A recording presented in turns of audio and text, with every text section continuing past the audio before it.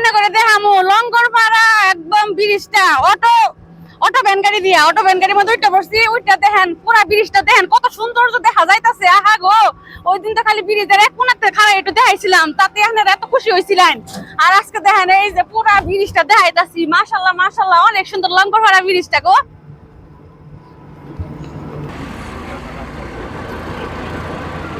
দুই সাইডে কি সুন্দর ধানের ক্ষেত, ভুট্টা ক্ষেত, মাঝখান দিয়ে রাস্তা রঙিন করা। আহারে দেখতে চোখটা জুড়াই যাইতেছে গো।